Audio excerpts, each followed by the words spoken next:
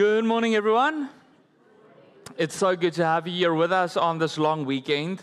I love it that we can still gather because even when we rest, the Bible tells us that God doesn't. He's still active, He's still working, He's still alive, and we still get to worship Him. I'm excited about a new series that we're starting today. And as I was preparing for it, like a couple of times in this message today, you'll hear me like, what memories do you have when you were little? Because one of the things I thought of is, what is your first memory of a telephone? For a lot of kids, like, a telephone was that, like a cell phone, I grew up with that, right? But people grow up with different memory points of telephones. For me, when I started thinking about it, like, what's the first telephone I vividly remember? It's not actually one that's connected to a line, the way we would think. It was this. Like, you remember this? Like, I had a cousin, and her children had 2 bedrooms across from the hallway, and we walked in there. I'm like, what's this random line like running across your hallway? And it was the 2 girls. They would have one can. They had like 10 cans at each bed, so they could speak to each other when mom and dad is sleeping. So for those of you who might not know what this is a string telephone. So if you pull the string tight and you put the one side to your ear and someone speaks in the other side, you can hear, and it acts like a telephone. But this is one of my earliest memories of a telephone. Some of you might be old enough to remember the start of the telephone. 150 years ago, old Bell designed this telephone for us. This one is actually from 1910, so not the oldest telephone we have, but telephones have been in existence for 150 years, where we are able to speak to someone that's not close to us, someone we cannot see, but we can communicate with them. Then a big change happened. There was some changes from this original device to like the ones we saw on the screen where you'd, with the rotary dial, and you would have to push the number up and then wait for it to go all the way around, and then the next one, and it took like forever to ring someone, right? Now just go like, Siri, call Yolandi, and she does it. But 40 years ago, in the mid-80s, cell phones became common, more normal, where people would carry a phone around them that didn't have a line attached to it. And I can remember my dad had this big old brick, like they were massive. And then you had this antenna that you pulled out, right? So you're walking with this thing next to your ear to talk to someone. But the first time that I can really remember cell phones being everywhere, I was in grade 9, I think, the year 2000, when the famous Nokia 3310 came out. Suddenly, it wasn't just all the cool kids' dad who had one. All the kids had a phone, and I didn't. So you would always have to figure out how to get a 3310, either your parents' one or one from your friends, so that you could play Snake. You remember that? And then someone always ruined your high score because it's not your phone, so you couldn't practice as much as they did. But then the biggest change came in 2007, 18 years ago, when the first smartphone, the first iPhone became popular. And now we have a device in our pocket that replaced the big old camcorders that my dad had, the camera, the Walkman with a cassette tape in it, like, name it, it replaced all of those things. And now we suddenly have a device in our pocket that has more processing power than the ships had that landed on the moon. Isn't that incredible? We are by far the generation who is the most used to speaking to someone that we cannot see. We've done this for all of our existence through the use of a cell phone or a telephone. Yet we are generations who struggle to pray to a God that we cannot see. I'm like, why do we struggle with that so much? There is a deep human need, I think, in all of us to pray. If you go and read some research that people do on this, even atheists who believe there is no God would say when they faced a significant crisis in their life, they would say a prayer.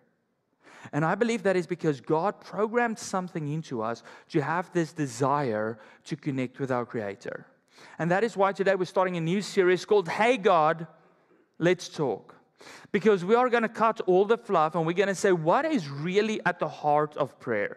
Can we understand it in a simple way, and can we make this part of our life? And I just said this is one of my earliest memories of a phone. But I also have early memories of prayer. I can remember when I was little sitting next to my mom, and she had this big picture Bible, and she would read to us from it. And then we would all say a little prayer. And oftentimes I fell asleep while I was praying. So we had to kneel because if I was lying down, I'm like out. But one of my clearest memories, back in those days in South Africa, you still had the pastor and some elders who would do home visitations. So they would visit everyone in the church at their homes. But it never happened to us because I was the pastor's kid. Then we moved to a new church and an elder came to visit us. And I don't know how old he was. I thought he was very old. He might have been 40 because I was a little kid. So I'm not sure. But he had gray hair and a gray beard that went all the way to his belly. And he came in and it was a normal conversation. And then he said, "Can I pray for you?" And suddenly it went something like this. "I turn my eyes to the heavens." And then nothing. And we're 4 kids, and we're sitting there, and we're like, he didn't say amen. Is the prayer done? Like, is he still going? Like, what's going on? And you would kind of like try to catch each other's glare and like figure out if we could move or not. And then suddenly it would go again.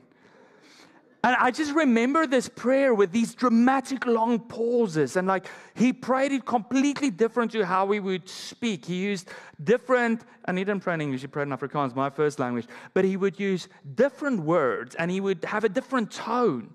And it's like, I wondered, like, is this what prayer is about? And for many of us, all of us have a reference point for prayer. Maybe your reference point is nothing, because maybe you grew up in a family where people didn't pray. But for most of you, if you grew up in church, your reference point might be a pastor behind a pulpit or on a stage that maybe prayed something like that elder in our church. And the question is that what prayer is about? And if you're here today and you're like, man, I have that question. What is prayer truly about? How do I pray? I want to tell you today that you are not the only ones who maybe struggle with prayer. The 12 men, the 12 disciples who followed Jesus around for 3 years, at one point go to Jesus and say, "Jesus, you need to help us. We need to know how to pray." They saw him pray and everything, but they said, "Jesus, you have to help us." So in the Gospel of Luke, in Luke 11, Jesus teaches them the Lord's Prayer. But we are going to read that same prayer today, but actually the piece that precedes it from Matthew 6. So we're returning to the Sermon on the Mount that we were in for the last 3 weeks when we had our series, Why Worry? So in this massive sermon that Jesus preached, another topic that he covered wasn't just our worries, but his prayer. And Jesus tries to teach people not only how to pray, but what the heart is behind prayer. So if you're feeling like, I'm a little unsure about this topic of prayer, don't feel alone. It's okay. God gets it, because you have to teach people how to pray. So we're going to read from Matthew 6, the Gospel of Matthew, verse 5 to 9, and this is Jesus teaching, verse 5. "When you pray, do not be like the hypocrites, for they love to pray standing in the synagogues and on the street corners to be seen by others. Truly, I tell you, they have received their reward in full. But when you pray, go into your room, close the door, and pray to your Father who is unseen. Then your Father, who sees what is done in secret, will reward you. And when you pray, do not keep on babbling like pagans, for they think they will be heard because of their many words. Do not be like them, for your Father knows what you need before you ask Him. This, then, is how you should pray, our Father in heaven." And we're going to stop there. We're going to read more of that next week. But before Jesus talks about technique, about how we should pray, Jesus first talks about our heart posture. And in 4 verses, Jesus addresses 4 misconceptions that people had about prayer because of what they would see around them. And Jesus and our topic today to talk about this is, our title for this message is The Heart of the Conversation. What is the true meaning of prayer? And in simple terms, prayer is this. Prayer is talking to God. It's a conversation with God. And today we're really going to be looking at what our heart should be when we talk to God. So Jesus starts in verse 5. And he addresses this first misconception that people had. He said, when you pray, do not be like hypocrites. They love standing in the synagogues and on the street corners to be seen by others. So Jewish people, the Jews had certain prayers at certain times of the day that they would pray. But we also read that a lot of the religious leaders liked to stand where they were seen, in the synagogue or on the steps or on a street corner, and pray these big, bold, fancy prayers. We're actually going to read one of them a little later in this message. But they did it, Jesus say, not to be seen by God, but to be seen by people. And I think Jesus is starting with this because Jesus is speaking mostly to a Jewish crowd in that sermon, and Jesus knew that a lot of them feel inadequate to pray because they are comparing their own prayers to that of these religious leaders. And I think, like, I don't have that vocabulary. I don't have those big words. I don't have that tone. I can pray like him. And it's not just an issue that they face, it's an issue that we also face if we compare our prayers with that of others. Maybe with a preacher on the radio or wherever you would hear it. And we're like, if I cannot pray that beautiful, amazing prayer, then mine might not be enough. But it's interesting that Jesus says that these people who pray basically for the performance of others, he says they already received their reward. What is the reward? What were they looking for when they prayed? They were not looking to connect with the heart of God. They were looking for the praise of people, to go like, oh, such an amazing prayer. And Jesus is like, guess what? They got that. What they wanted, they got. What they did not get was God's ear. God doesn't like those kind of prayers. And Jesus tells us in this piece that there is a big difference between staged prayer and prayer that comes from the heart. So the first misconception that Jesus addresses is that prayer is not a performance for people, it is a conversation with God. Prayer is not a performance for people, it's a conversation with God.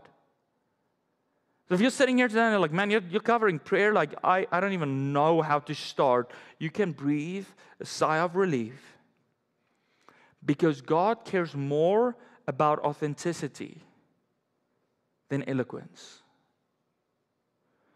And he gives us permission here to just be real with God.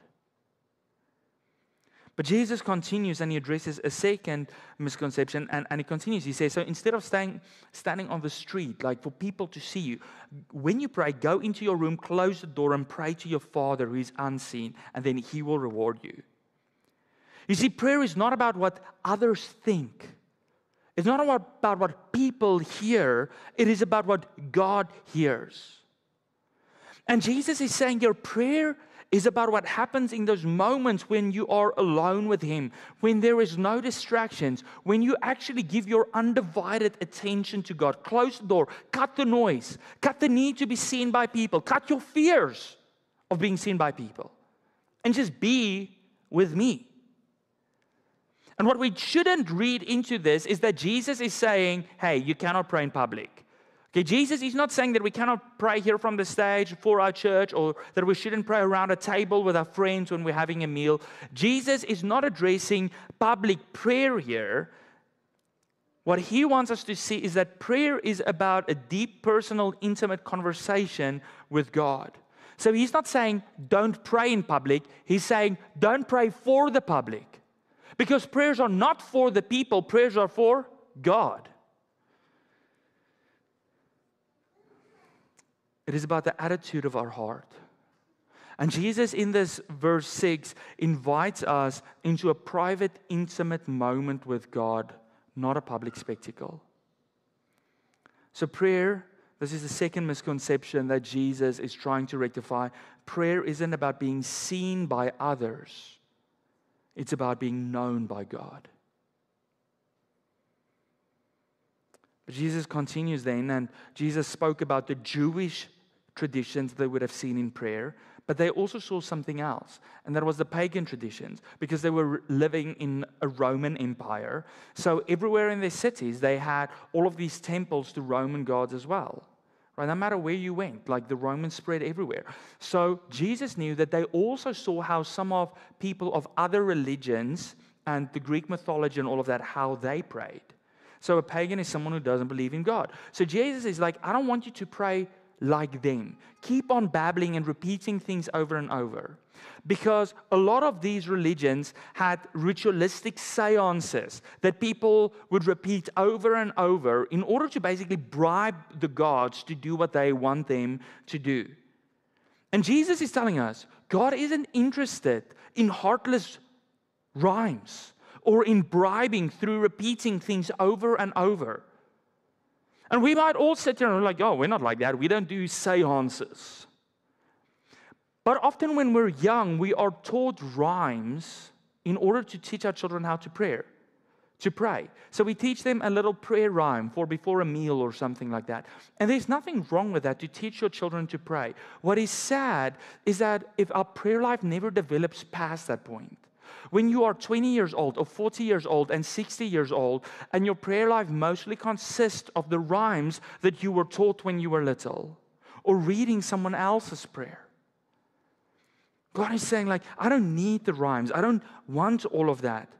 I want a conversation.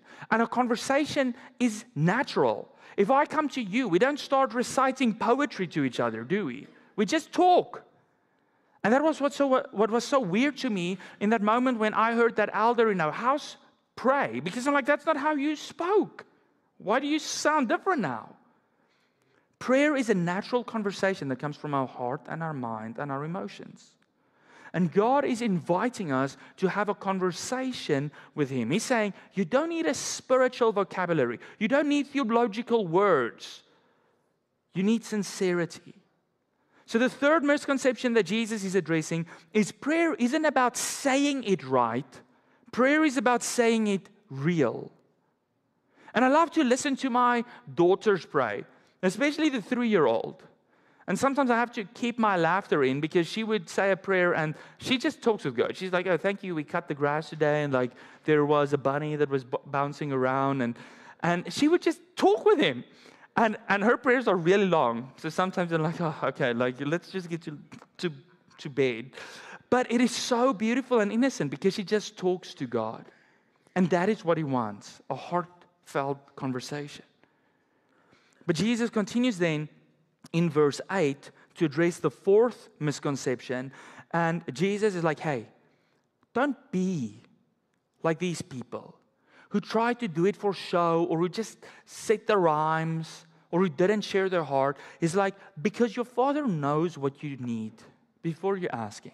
You don't have to bribe Him. You don't need the right words. He knows what you need before you ask Him. So this then is how you should pray, our Father in heaven. Now, when we read this, it's easy for us to wonder, hey, if God knows what we need, doesn't mean we shouldn't pray. If He knows what we need, why should I talk with Him? And what Jesus is telling us, He's not saying your Father knows everything, so don't ask Him. Jesus is telling us it's not about the ask you make, it is about the connection and conversation that you have with God. I know what my kids need. I know when they need to eat. I know when they are outgrowing their clothes. They don't have to ask me in order for me to see it. I can see it. I know what they need. But I still want them to come to me. I still want them to speak with me. I still want them to ask me, because it is not simply about the ask. It is about connection and conversation. That is true for any relationship in life.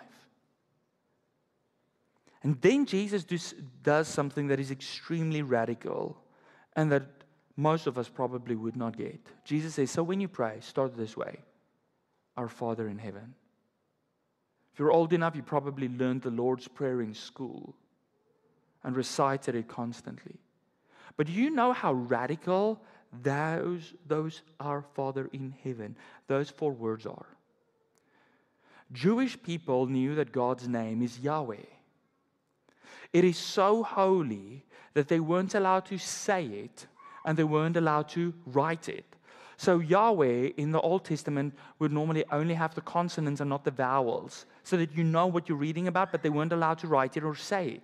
So that's often why we find other phrases in the Bible that people often refer to as the names of God. So Elohim and Jireh, those are not names of God. Those are descriptors of His character. So Elohim means like King of Kings. And they use that because they weren't allowed to say the name of God. And Jesus doesn't give us permission to just use God's name. Jesus says, no, when you speak to God, call Him your Father.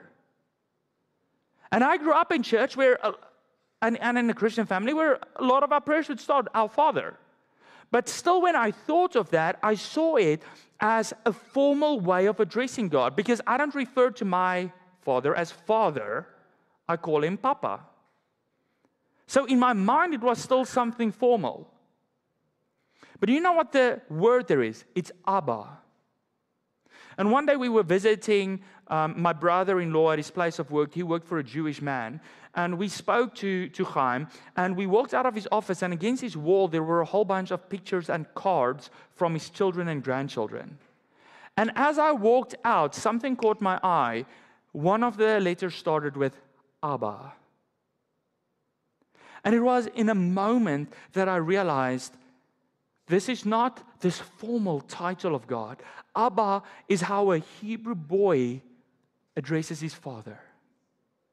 It might be dad for you or daddy for you. And Jesus just completely breaks the way that people thought about God as this removed deity who's far from us, who doesn't care about us. And Jesus is saying, like, no, God is close to you. He loves you. He cares about you. He's your Father.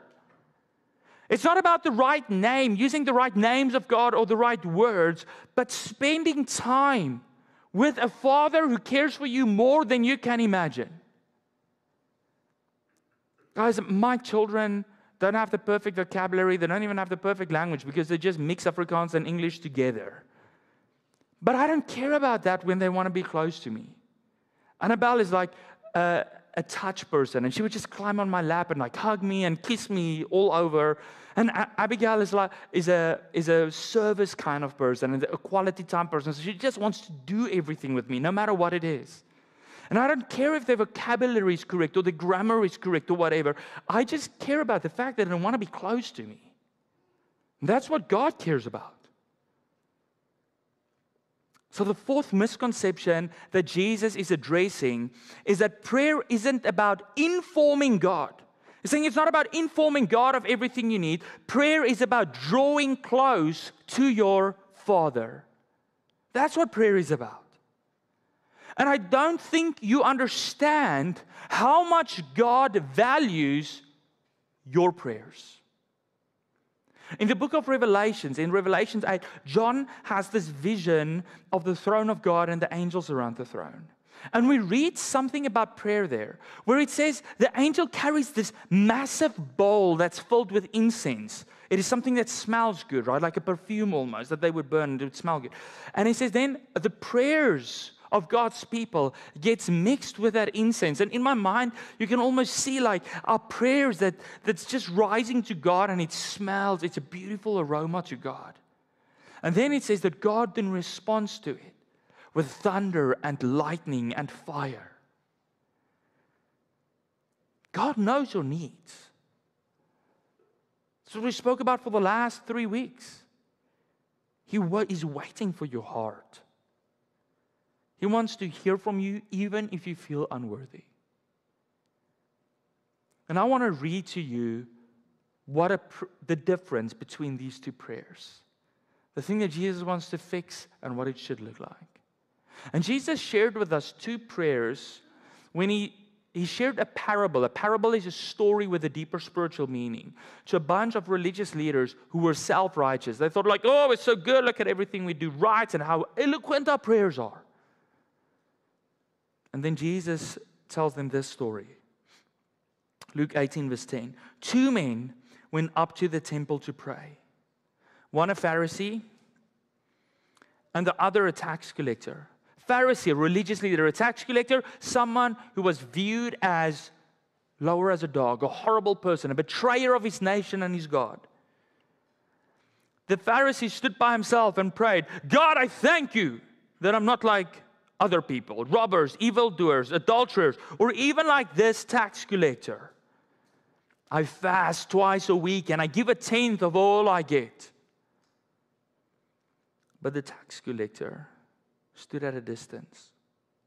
He would not even look up to heaven, But he beat his breast and he said, God, have mercy on me, a sinner. And then Jesus says, I tell you, this man, rather than the other, went home justified, made right with God, justified before God. For all those who exalt themselves will be humbled, and those who humble themselves will be exalted. The first prayer is a crowd pleaser, but it's filled with pride, and it disgusts me. I want to walk out of a place where someone with that attitude is. Someone who thinks he's better than everyone else. The second prayer is of a man that is so humble that he won't even look up at heaven because he's like, I'm too broken to even look up. And it's a prayer that is filled with so much humility that it will melt the softest heart, that it will bring a tear to your eye. It's a prayer that I even have tattooed on my arm. Because that's the prayer I want to pray. And I'm like, Jesus said, a prideful person he's not right with God. But this kind of humble prayer, that is right with God. And I'm like, how do you get to a place where you are in that position of humility, where you're just like pounding your chest, crying out to God to save you? And you know why he was in that position? Because he had a right understanding of himself, of his God, and the relationship. He understood how broken and messed up he were, and he understood how perfect and beautiful and powerful God is, and he understood that only God could bring change.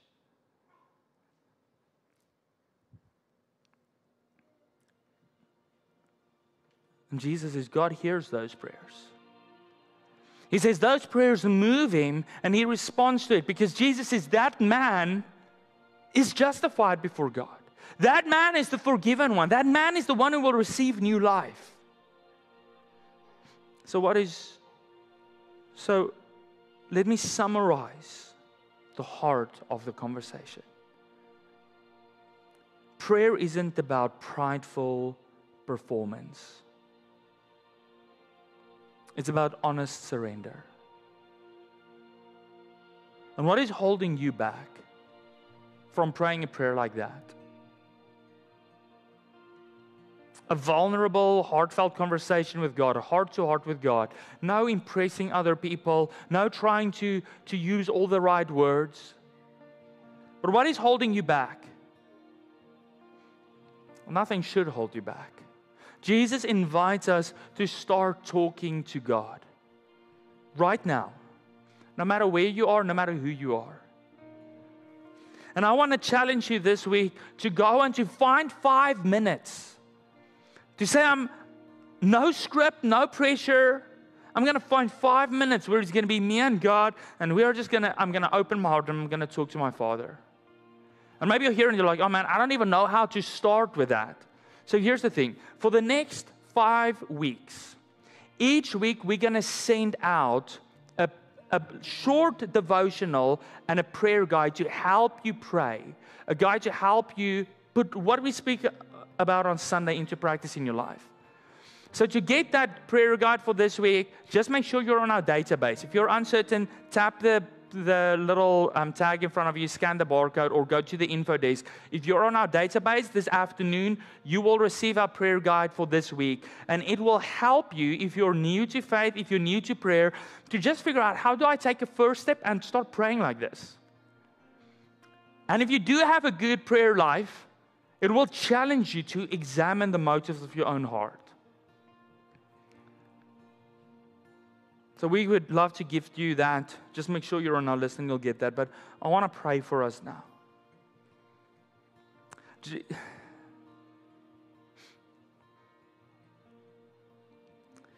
Jesus, thank you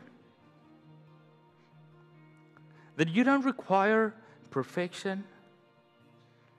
That you don't require specific language or the right words or titles or